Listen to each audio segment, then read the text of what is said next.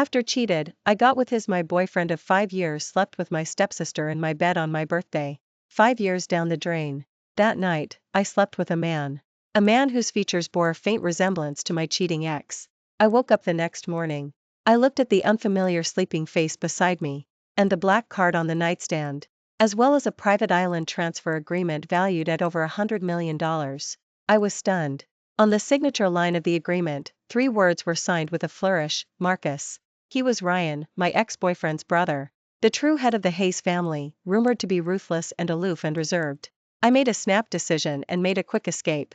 But 3 days later, a black Bentley blocked my path. The car window lowered, revealing Marcus's devastatingly handsome face. He held a breakfast bag in his hand, looking a little wronged. "Baby, where did you go? I've been looking for you for 3 days." I was speechless. What was with this clingy demeanor? What happened to his rumored aloof and reserved personality? The day I discovered Ryan's infidelity was my 25th birthday. The office project finished early. I happily went home early. I wanted to surprise him. In my hand, I carried a freshly baked cake. I inserted the key into the lock, gently turning it. The door wasn't locked. In the entryway, men's leather shoes and women's heels were tangled together. I recognized those shoes. Roger's classic design. Chloe had shown them off to me just yesterday. She said, "Grace, this is the birthday present Ryan gave me, isn't it beautiful?" I didn't think much of it at the time. After all, Ryan was her brother. It was perfectly normal for him to give his sister a gift.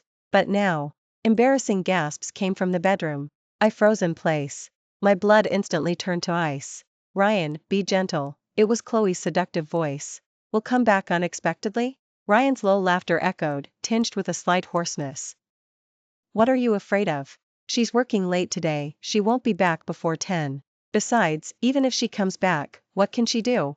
I'm going to break up with her eventually anyway. Chloe, you're much more interesting than she is." Ryan, you're so good to me." I couldn't make out the rest of the conversation. My ears just buzzed. The cake in my hand fell to the floor with a splat. Cream and fruit splattered everywhere. It was a total mess. Just like my 5 years of feelings. I didn't rush in to confront them. Nor did I cry and demand an explanation. I just felt disgusted. As disgusted as if I'd swallowed a fly. I silently backed out, gently closing the door. I turned, walked into the elevator, and pressed the first floor. In the elevator mirror, my pale face was reflected. I looked at that face. And suddenly, I smiled. "Grace, oh, Grace. You truly are a fool. A whole 5 years. From college to working." I stayed by Ryan's side as he went from a penniless student with nothing to his current position as a project manager. I thought we had love. Turns out, it was only what I thought. I pulled out my phone and blocked all contact information for Ryan and Chloe. Then, I took a taxi to the lounge, the most famous bar in this city. The music in the bar was deafening.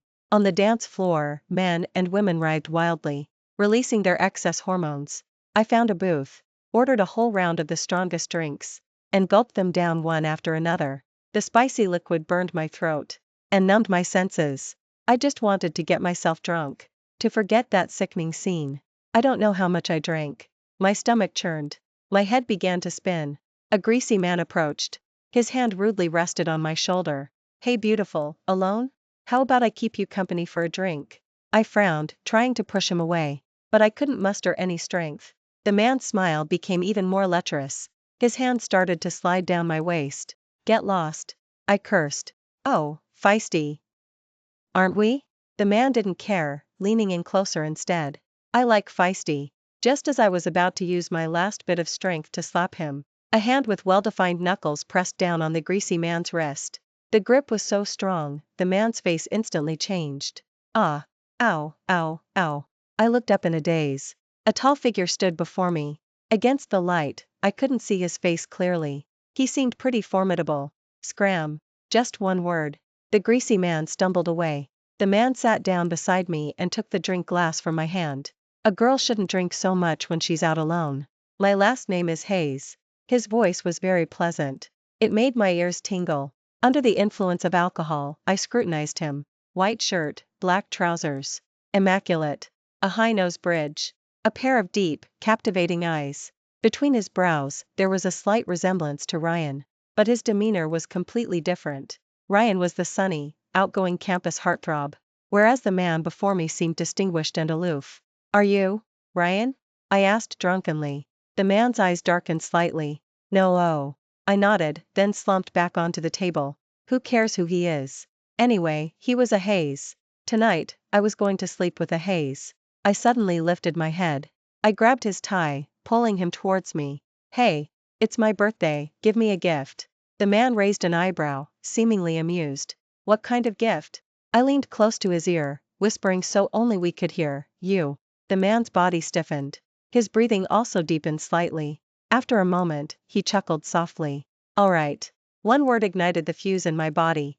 I kissed him, heedless of everything else. After that, my memory became very blurred. I only remembered entangled breaths, burning skin, and a night of abandon. That night, I sweated a lot and cried a lot. As if I wanted to release all the grievances I had endured over the past 5 years. I woke up the next day with a splitting headache. Unfamiliar ceiling, unfamiliar room. The air still lingered with an ambiguous scent. I propped myself up, my body aching. There were large patches of hickeys on my skin. Memories from last night gradually became clear. I really did sleep with a stranger. My heart sharply constricted. I instinctively turned my head to look beside me. The man was still sleeping. His profile faced me, completely unguarded. I hadn't looked closely in the bar. Plus, my mind hadn't been clear. But now, the moment I saw his face clearly, I gasped. Marcus. Ryan's brother, whom I had only seen in photos and heard about in rumors. How could I have slept with him? I remembered Ryan saying that his brother was a workaholic. He stayed overseas all year round and had an extreme aversion to women. Everyone in the Hayes family was afraid of him. I panicked. I fumbled around, looking for my clothes. When my gaze swept across the nightstand, I froze again. A black card. A document. The words Private Island Transfer Agreement on the document hit me like a ton of bricks.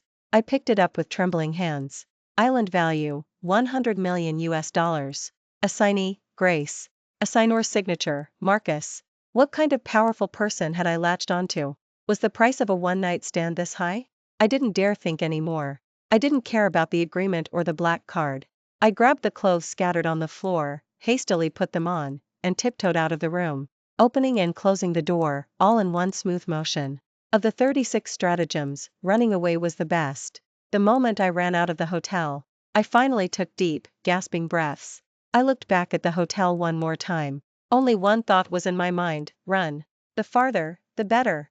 Never again to have any connection with the Hayes family in this lifetime.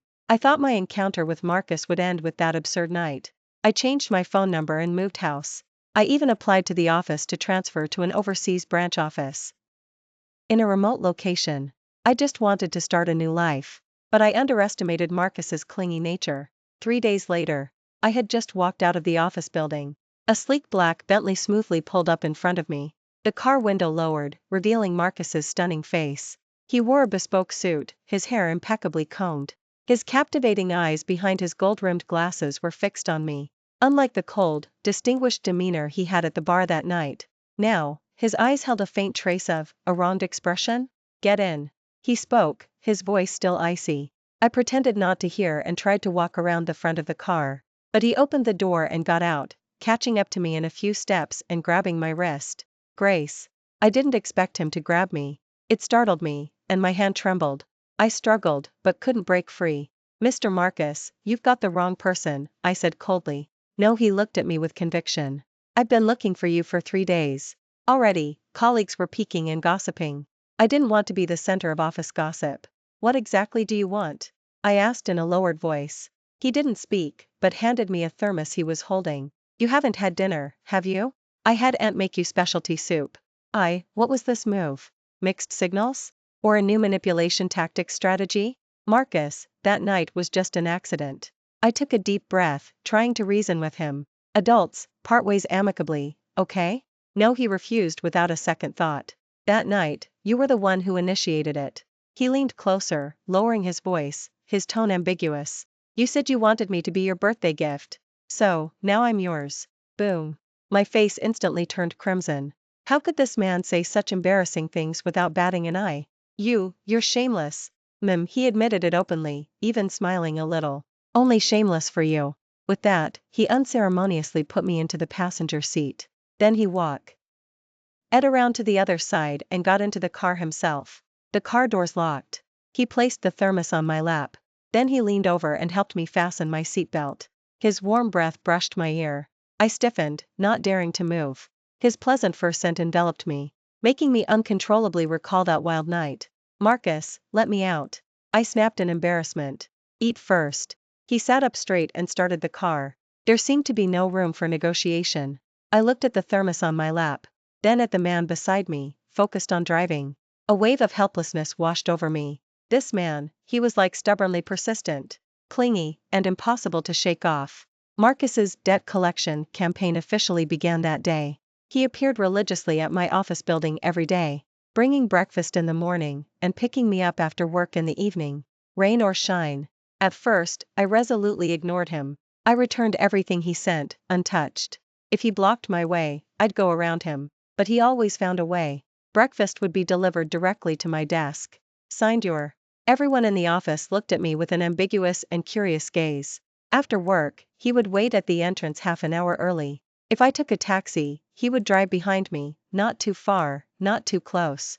If I took the subway, he would squeeze into the subway with me. A tall man, 6 feet 2 inches. He stood out in the crowded carriage, attracting countless stares. I was getting thoroughly annoyed. Marcus, what will it take for you to leave me alone? One evening, after he had once again cornered me, I finally couldn't hold back and exploded. He lowered his eyes, like a golden retriever who had done something wrong. I don't want to let you go. Grace, you have to take responsibility for me. I laughed out of anger. Responsibility for what?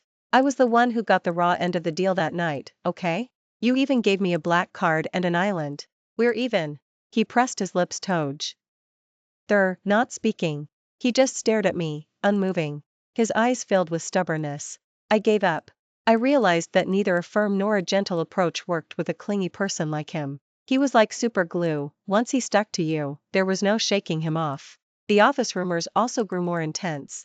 Grace, who is that handsome guy in the Bentley? Is he pursuing you? You're so lucky. A catch like that, a rare find. I could only give an awkward smile and say, just a distant relative. Who would believe that? What kind of relative pursues someone like that? I rubbed my temples, a headache forming, feeling like my life was in utter chaos.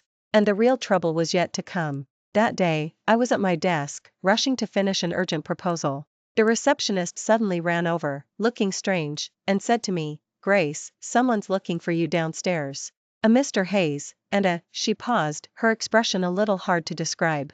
And a woman who's sobbing uncontrollably. My heart sank. I knew without thinking who it was. Ryan and Chloe. How did they find me here? I took a deep breath and walked downstairs in my heels. Sure enough, in the lobby, Ryan stood looking anxious and was crying her eyes out. Seeing me approach, she immediately clung to my leg. It startled me. Grace, please forgive me. I didn't mean to. Ryan and I are truly in love. Please, I beg you, just let us be. Her outburst successfully attracted the attention of everyone in the lobby. The security guard tried to pull her away, but she shook him off. I looked at her acting performance. It just made me feel nauseous. Chloe, let go. My voice was as cold as ice. I won't. Grace, if you don't forgive me, I won't get up. She cried, out of breath. Ryan also walked over, frowning at me. Grace, don't be like this. Chloe already knows she made a mistake. We were together for 5 years. Do you really have to make it so ugly? I almost laughed at his words. Who was making a scene? Who was making things difficult for whom? Ryan, do you even have the nerve to see me? Take your true love and get out of my sight. We're already broken up. Ryan's face instantly darkened. Grace, do you have to be so heartless? Just because of what happened that day? I admit I was wrong, but it was just a momentary lapse. You're the one I've always loved. He spoke so earnestly, as if he were the one who had been wronged. The onlookers around began to whisper. So, it's a love triangle. This woman is so pathetic, her boyfriend and stepsister got together. But her words are too harsh, she should at least save some face for him. Listening to these comments, I only felt absurd and ridiculous. Why should I save face for someone who betrayed me? Just as I was about to retort, a cool voice came from behind me. My woman needs to save face for whom? The crowd automatically parted, forming a path. Marcus, with his long strides, slowly walked over. He was still in a sharp suit, exuding a powerful aura. He walked to my side and naturally put his arm around my waist, shielding me in his embrace. Then, he coldly looked at Ryan and Chloe. Ryan, who gave you the courage to harass her? The moment Ryan saw Marcus, he froze. The color drained from his face. His lips trembled, and he couldn't say a word for a long time. Brother? Why are you here? Marcus ignored him. He just looked down at Chloe, who was still clinging to my leg, his eyes cold. Let go. Chloe shivered, startled by him, and instinctively let go. Marcus took off his suit jacket and draped it over me, covering my clothes, which were a bit disheveled from the earlier struggle. Then, he looked at Ryan, his tone calm, yet full of authority. From today forward, Grace is my woman. Stay away from her from now on. Otherwise, you won't be staying in the Hayes family. Ryan's face turned green, then white. He looked at our tightly embracing posture in disbelief. Brother, you and Grace, how could you? That's none of your business. Marcus interrupted him, his eyes full of warning. He glanced at Chloe, who was cowering on the floor, terrified. And you? If I ever see you in front of her again, I'll make you disappear from this city. His voice wasn't loud, but it sent a shiver down everyone's spine. Chloe was so scared that she forgot to cry. She scrambled behind Ryan. Marcus didn't look at them again, and, with his arm around me, turned to leave. Wait a minute. Ryan suddenly spoke. He stared intensely at me, his eyes bloodshot, filled with resentment and jealousy. Grace, tell me, when did you two get together? Did you betray me a long time ago? Is that why you broke up so decisively? I stopped, turning around, looking at the man I had loved for 5 years. Now, his face was distorted. I suddenly felt very ridiculous. Ryan, what right do you have to question me? On my birthday, when you slept with my stepsister in my bed, why didn't you think about how you betrayed me? Don't act so innocent. You cheated first, so don't blame me for being heartless. Between us, it's over long ago. With that, I didn't linger. I followed Marcus out of the office building. Behind me, Ryan's hysterical shouts and Chloe's muffled sobs could be heard. I didn't look back. Once in Marcus's car, I slumped back against the seat, exhausted. My faint strength earlier had almost drained all my energy. Marcus didn't speak. He just pulled out a tissue and gently wiped away the tears that had somehow welled up in my eyes. Don't cry for them, they're not worth it, he said. I sniffed, looking at him. Thank you, for today. Without him, I didn't know how I would have handled the situation. You're welcome. He started the car, looking straight ahead. I told you, you're my woman. To bully you is to bully me. My heart warmed. I turned my head to look at his profile. My heart uncontrollably skipped a beat. This man, though clingy and possessive, seemed not so bad after all.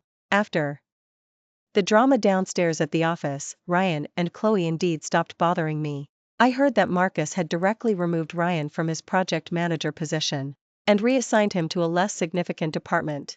As for Chloe, her parents had grounded her. I enjoyed the peace. My relationship with Marcus, however, settled into a delicate state. He still picked me up and dropped me off for work every day, bringing me various delicious foods. But he no longer pressed me as relentlessly as before. It was more like a slow, gradual companionship. I tried to refuse, but he always had an excuse. It's on my way. Aunt made your favorite sweet and sour pork today. It's raining outside, and you don't have an umbrella. Gradually, I stopped refusing. I even began to get used to his presence. I got used to seeing the loving breakfast he prepared for me every morning at the office. I got used to sitting in his warm passenger seat every evening, listening to him tell interesting stories from the office. I got used to him always appearing at the first sign of trouble, smoothing everything over for me. I dared not admit it. I think I was falling for him. But I was also afraid. Afraid this would be another disappointment. Afraid he was just interested in me for a passing moment. After all, our beginning was so absurd. I wrapped myself in a thick shell, afraid to take that step. The turning point came a month later at the Hayes family dinner. It was Grandpa's 80th birthday celebration, and everyone in the Hayes family had to attend. I, as Marcus's date, was also invited. Actually, I didn't want to go. The thought of being in the same room as Ryan, Chloe, and my stepsister, Aunt, who was always biased towards her own daughter, it made me uncomfortable all over, but didn't give me a chance to refuse. He brought a styling team directly to my house and dressed me from head to toe. When I stood in front of the mirror, wearing an expensive, starry sky blue evening gown, I almost didn't recognize myself. You're beautiful. Marcus stood behind me, praising me sincerely. He was also exceptionally formal today. A dark gray bespoke suit, making him look tall and distinguished. We stood together, surprisingly well matched. I averted my gaze, feeling a little self-conscious. Do we really have to go? Yes. He held my hand, his voice firm. Grace, I want everyone to know about our relationship. I don't want to see anyone bully you again. His gaze was too sincere for me to refuse. Finally, I took his arm and walked into the opulent Hayes family mansion. In the banquet hall, guests gathered, glasses clinking. The moment we appeared, we immediately became the center of attention. Countless eyes fell upon us, some with admiration, some with curiosity, and some with resentment. Ryan was talking to someone, holding a drink. The moment he saw us, his face instantly darkened. Chloe, by his side, stared at me intensely. Her eyes seemed to spit fire. My stepsister, Aunt, quickly walked over. With a fake smile on her face. Grace, you finally came. And this is? Her gaze swept over Marcus, filled with a hint of scrutiny. Aunt, this is my boyfriend, Marcus. I introduced him coolly. Aunt's smile stiffened slightly. Of course, she knew who Marcus was. The true heir of the Hayes family. Her eyes towards me instantly became complex. Marcus, hello, hello. She quickly put on a fawning expression. It's such a blessing for our Grace to be with you. Marcus merely nodded slightly, his expression cold. He didn't even give her an extra glance. Aunt received a cold shoulder, and her face looked a bit awkward. Just then, Ryan walked over, holding a drink. He completely ignored Marcus, staring at me with red eyes. Grace, you're really something. You dump me and immediately climb onto my brother's lucrative connection. Do you feel particularly smug? His voice wasn't loud, but it was enough for everyone around to hear. The banquet hall instantly fell still. Everyone watched the unfolding drama with interest. I frowned, before I could even open my mouth.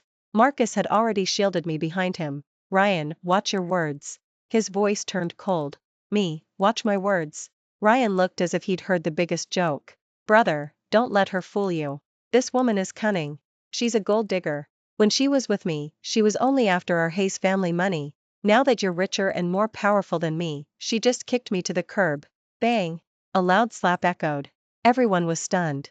I stared at Marcus's slowly retracting hand, and the clear 5-finger mark on Ryan's face, also astonished. Marcus, hit him? Apologize. Marcus's voice was iced over. Ryan covered his face, looking at him in disbelief. Brother, you hit me for an outsider? She's not an outsider. Marcus said each word clearly. She is the person I intend to spend my life with.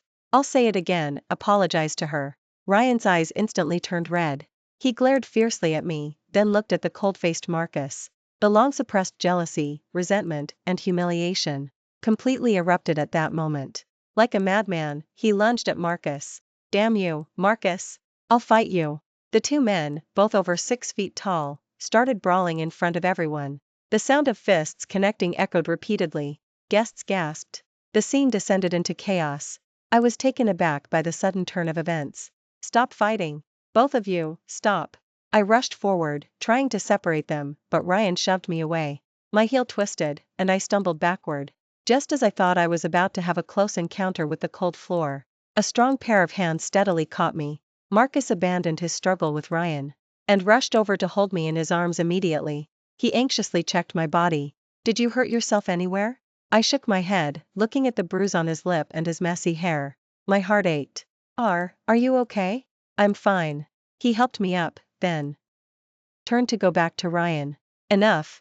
A majestic roar echoed from the second floor. Grandpa, leaning on his cane, slowly descended the stairs, aided by the butler. His face was ashen, his gaze sharp. He swept his eyes over the disheveled Ryan and Marcus. What a disgrace! Brawling at my 80th birthday celebration, you brought shame to the Hayes family. Ryan lowered his head, not daring to speak. Marcus, however, looked directly into Grandpa's eyes, neither subservient nor arrogant. Grandpa, Ryan was disrespectful first, insulting Grace. I was merely defending my girlfriend. Grandpa turned his gaze to me. His weathered eyes held a deep scrutiny. I felt somewhat uncomfortable under his gaze. I instinctively shrank back behind Marcus. Grandpa was silent for a while before slowly speaking. Is this the girl? Marcus squeezed my hand and nodded. Yes, Grandpa. I love her, and I want to marry her. His words were like a bombshell, exploding in the banquet hall. Everyone looked at us with incredulous eyes. I was also stunned. Marry me? Was he serious? Grandpa did not immediately respond. He merely gave us a deep look, then said to the butler, "Take away to cool off. The family dinner will continue." With that, he turned and went back upstairs. A farce, thus concluded. Marcus no longer cared about the strange looks around us. He took my hand and led me directly out of the Hayes family mansion. In the car, silence stretched on. I looked at the streetlights flashing past the window. My mind was a tangled mess. "Marcus." I finally couldn't help but speak. "Were you serious about what you said?" "Which part?" He looked straight ahead, his voice a little hoarse. "You said you wanted to marry me." He slammed on the brakes, pulling the car to the side of the road. Then he turned to me, looking intently. His deep, captivating eyes were filled with seriousness and affection. "Grace, every word I said, I meant it. From the moment I saw you in the bar, I knew you. You were the one. I want to marry you. I want to spend the rest of my life with you. Will you give me a chance?" I looked at him, at the intensity and vulnerability in his eyes. The long frozen mountain in my heart finally began to melt. I admit, I was touched by this clingy, possessive, yet protective man. I could no longer deceive myself. "But, Marcus, we've only known each other for a little over a month. And the way we started isn't exactly honorable. Do you really know me? Are you sure this isn't just an impulse?" I needed a definite answer. I didn't want to go through another 5 years down the drain. He seemed to see through my concerns. He leaned over and gently hugged me. "Grace, the length of time doesn't measure the depth of feelings. I don't know your past, but I want to be a part of your future. As for how we started, I admit, I did have ulterior motives that night." He paused, his voice softening. "Meeting you at the bar wasn't an accident. I've been watching you for a while." I was stunned. "What do you mean?" Marcus sighed, releasing me and sitting up straight. He took a pack of cigarettes from the glove compartment, pulled one out. But he didn't light it, just held it between his fingers. "Grace, there's something I have to tell you. Ryan and I aren't biological brothers. I was adopted by the Hayes family." This news shocked me speechless. Ryan had never told me this. "My parents died in a car accident when I was very young, and Grandpa adopted me. He treated me very well, like his own son. Most of the Hayes family's businesses were also handed over to me. But because of this, Ryan's parents, my adoptive parents, have always held a grudge against me. They felt that I stole things that belonged to their son. Ryan grew up with their constant influence, always filled with hostility towards me. He had to compete with me for everything, to snatch everything from me. Including you." My heart trembled, and I vaguely said something. "I knew you when you were with Ryan." At that time, I had just returned to the country and gave a short lecture at Ryan's university. "I saw you in the crowd at first glance. You were standing in the sunlight, smiling brighter than the sun. At that moment, I knew I was done for." Marcus's voice was very soft, like he was recounting a distant dream. "I went to Ryan and asked him who you were." The look in his eyes then was filled with provocation and triumph. He said, "Her name is Grace, and she's my girlfriend." That's when I learned what jealousy felt like. He took away my light. That's why, all these years, I've stayed overseas, afraid to come back. I was scared that if I saw you two together, I'd lose my mind. Until, on your birthday, I returned to the country to handle some affairs, and as if by fate, I ended up beneath your building. I saw you, saw the cake on the ground, saw your reddened eyes. And I also saw Chloe walk out of your house, her clothes disheveled. In that instant, I understood what had happened. I followed you to the bar. Watching you drink glass after glass of drinks, my heart was shattered. Grace, that night, I did it on purpose. I intentionally approached you, intentionally let you know my last name, intentionally let you sleep with me. Because I was afraid that if I didn't hold on to you then, I'd lose you forever. I know it was despicable, very selfish. But I had no choice. I've loved you for 5 years, Grace. I fell in love with you when you were 18. I listened to his monologue, stunned. I couldn't say a single word. It was too much to process. I needed time to absorb it all. So, that accident that night. Was his carefully planned scheme. And all this time, unbeknownst to me, there was someone who had silently loved me for 5 years. My emotions were complicated. There was anger at being deceived. But more than that, there was an ineffable warmth for and to endure for 5 years, strategizing every step for you. How much love and courage did that take? I looked at the man before me. He had shed all his aura and pretense. He waited earnestly for my answer. His captivating eyes, usually so cold, were now filled with vulnerable pleading. My heart suddenly softened. So, you approached me just to get revenge on Ryan? I asked one last question. I needed to confirm whether there was anything else mixed into this love. No. He denied it immediately. At first, perhaps there was a tiny bit of resentment. I wanted him to experience what it feels like to have something he cherished snatched away. But, Grace, the moment I truly had you, I knew it wasn't about revenge. I genuinely love you, to the point of being completely consumed.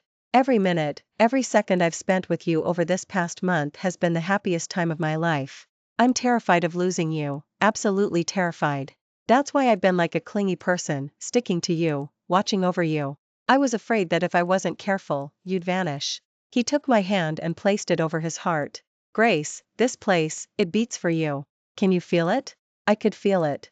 A strong, powerful heartbeat, thrumming against my own. He spoke with such sincerity, such humility. All my doubts and insecurities vanished in that moment. I looked at him and suddenly smiled. A smile tinged with tears. Marcus, you really are a fool. He froze, unsure what I meant. I leaned in and initiated a kiss on his lips. From a light, fleeting touch at first, to a deep, lingering embrace. It was a kiss that was 5 years overdue. It was a long time before we parted. We rested our foreheads together, catching our breath. So, what's your answer? He asked, his voice hoarse, a hint of anticipation in it. I looked into his remarkably bright eyes. I nodded emphatically. I do.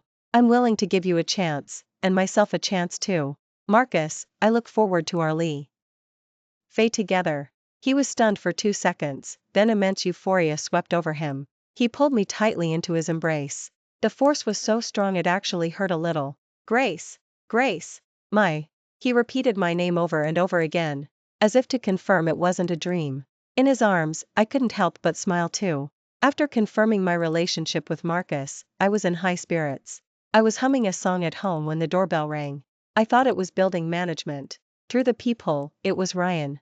He had lost a lot of weight and looked very haggard.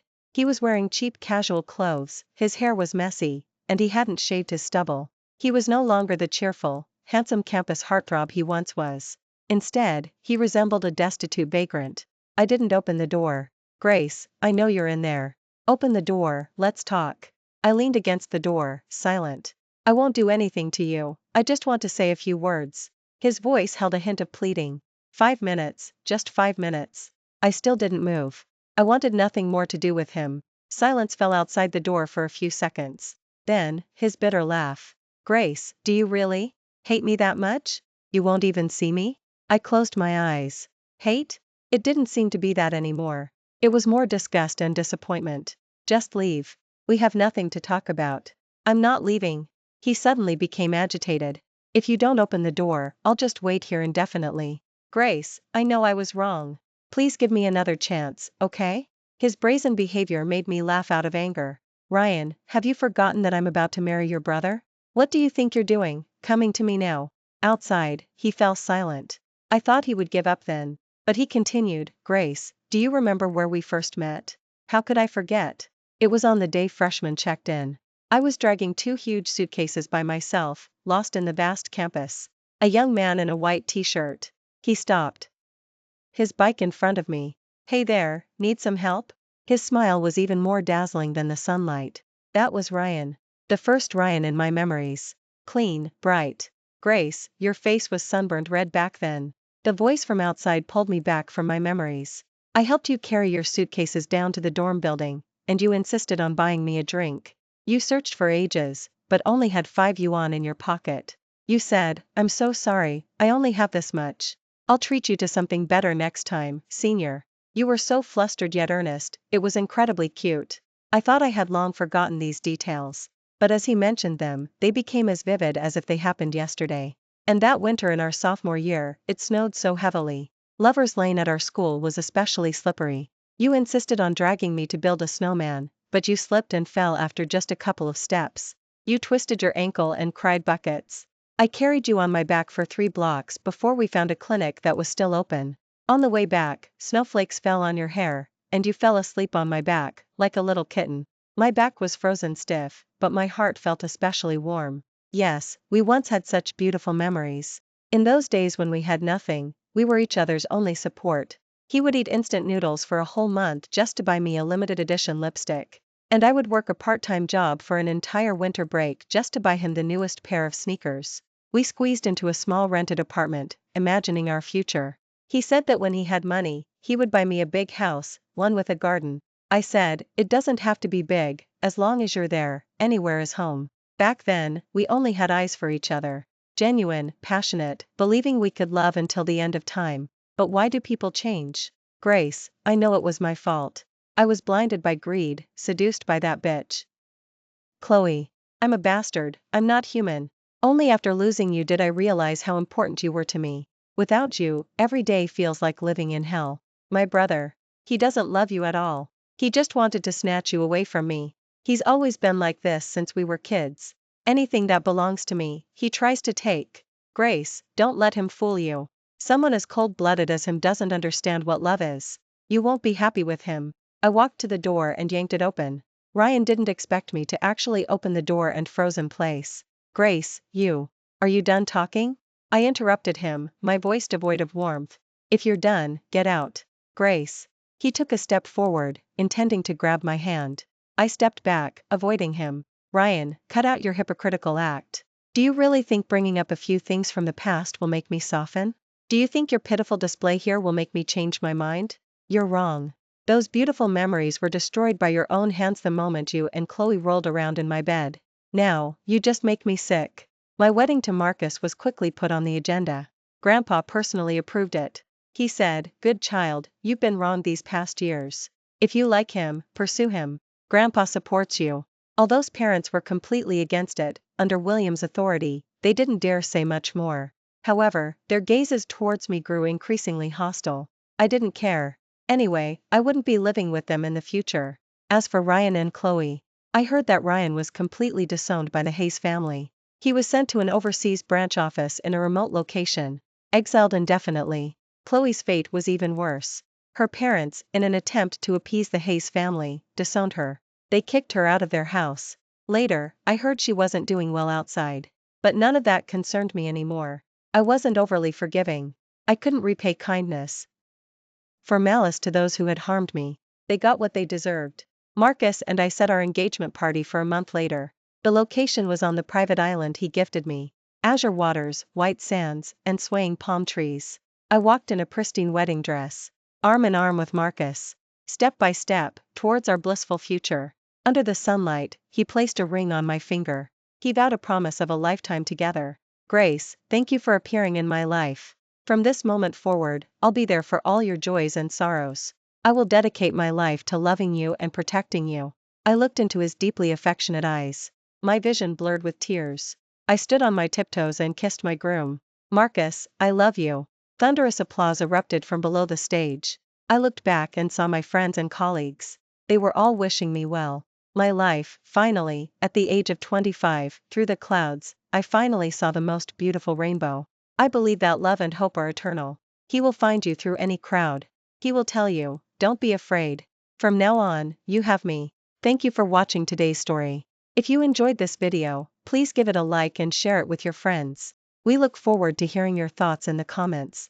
Feel free to share your perspectives, and don't forget to subscribe to our channel for more exciting stories. See you next time.